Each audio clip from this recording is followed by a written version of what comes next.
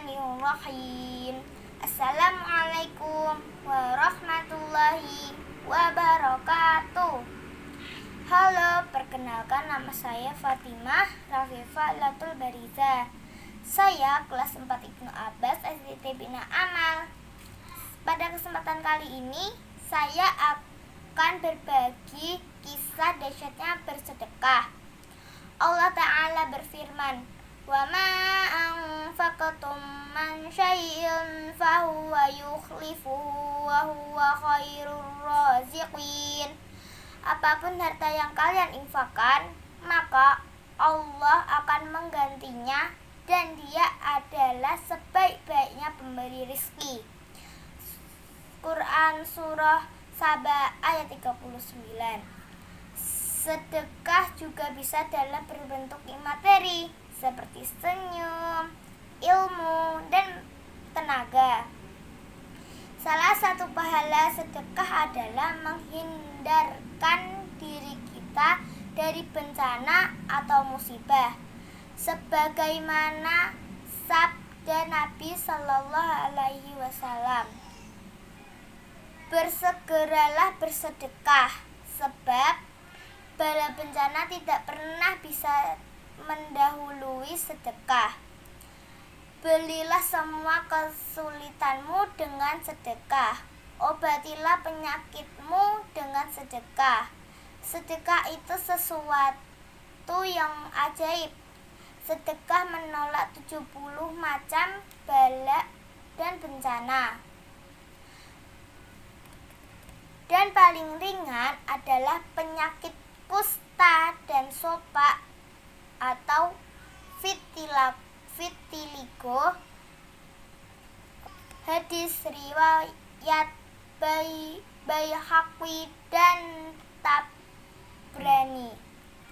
Pahala sedekah tidak hanya dinikmati di akhirat saja, bahkan di dunia ini pun pelaku sedekah bisa memetik keutamaannya. Sebagaimana sabda Nabi Shallallahu Alaihi Wasallam, "Bentengilah diri kalian dari siksa api neraka, meski dengan separuh buah kurma." Muttafaqun alaih. Naungan bagi seorang mukmin pada hari kiamat adalah sedekahnya. Hadis riwayat Ahmad walahu alaim. Salah satu keajaiban sedekah yang bisa dirasakan di dunia adalah menjaga pelakunya dari keburukan dan musibah daf'ul bala. Sebuah kisah tentang dahsyatnya kekuatan sedekah. Sebuah kisah tentang dahsyatnya keutamaan sedekah di masa Nabi Sulaiman. Pada zaman Nabi Sulaiman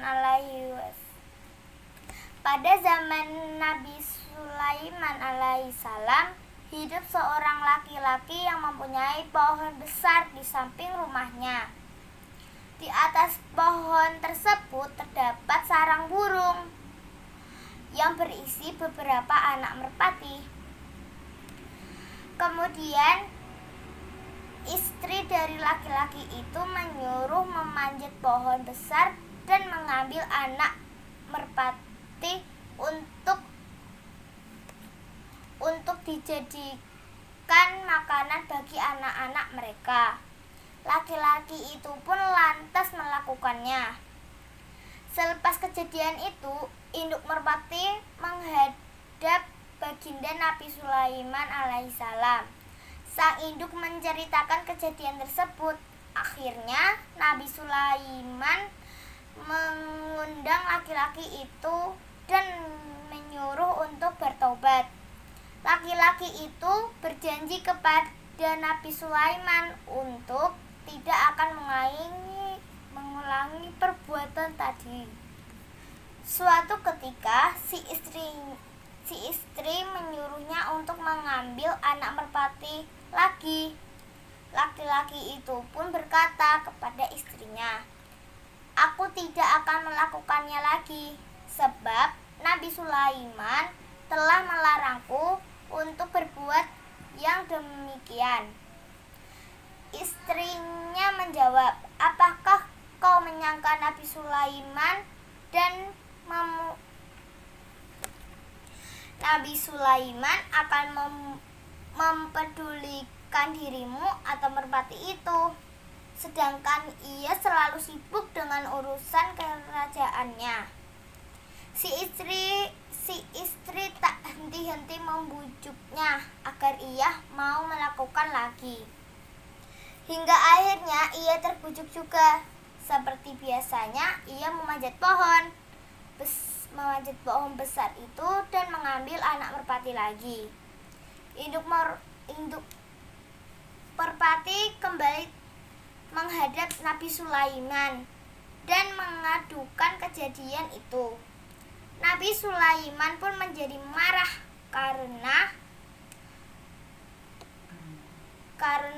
Kemudian Nabi Sulaiman memanggil dua setan. Yang satu berasal dari ujung timur dan yang satunya berasal dari penjuru barat. Nabi Sulaiman alaihissalam berkata kepada dua setan itu, jagalah pohon besar itu.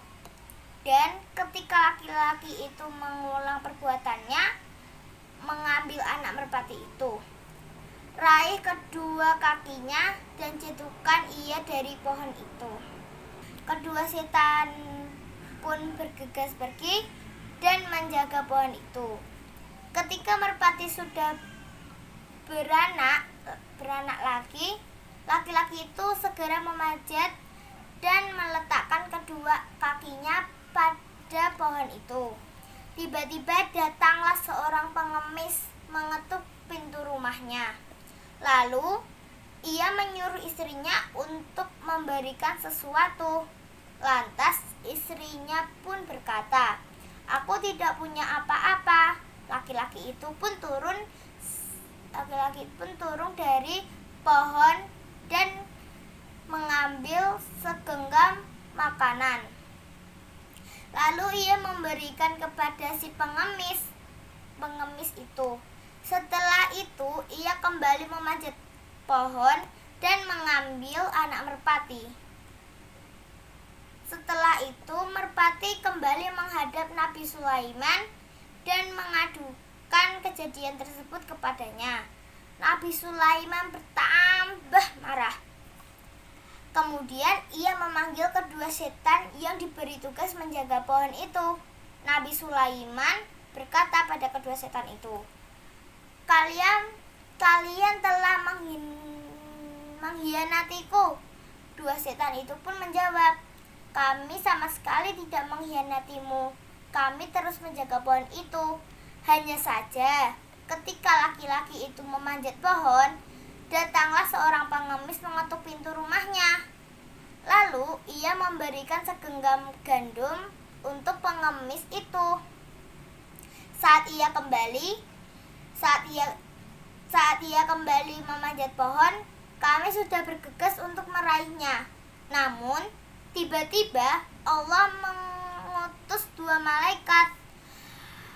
Salah satu dari mereka meraih leherku dan melemparku sampai di tempat terbitnya matahari. Sedangkan yang satunya lagi meraih leher sahabatku dan melemparnya sampai di tempat terbenamnya matahari.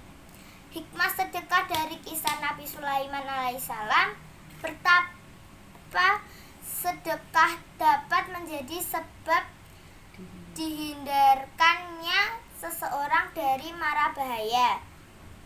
Sementara yang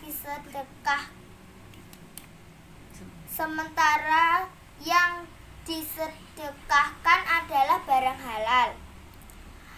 Namun, jika yang disedekahkan adalah barang yang haram, pasti akan berbuah celaka.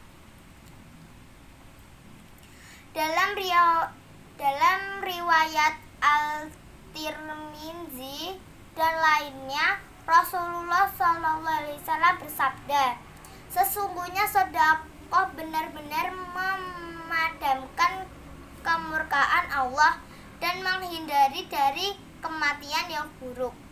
Benar, sedekah yang tulus ikhlas karena Allah dapat memadamkan kemarahan Allah sebagaimana air memadamkan api. Sebentar lagi bulan Ramadan tiba. Dan semoga kita semua bisa berjumpa dengan bulan yang penuh berkah. Mari kita memperbanyak sedekah, karena sebaik-baiknya bersedekah adalah di bulan Ramadan. Mari kita bersedekah dengan harta dan amal perbuatan kita. Sedekah tidak akan mengurangi rezeki kita. Justru Allah akan melipat gandakan yang jauh tak bisa dihitung dengan apa yang kita belanjakan di jalan Allah melalui sedekah. Sedekah di bulan Ramadan adalah revolusi dan obral pahala dari Allah kepada hambanya. Nah, jadi marilah sering-sering sedekah meskipun hanya dengan senyuman saja, karena senyuman yang tulus adalah sedekah paling mudah, paling ringan, dan paling murah. Dengan senyum saja kepada orang lain dapat memberikan energi positif dan tentunya membuat bahagia orang yang melihatnya. Ingat ya, senyum dengan tulus dan ikhlas. Ya, jazakumullah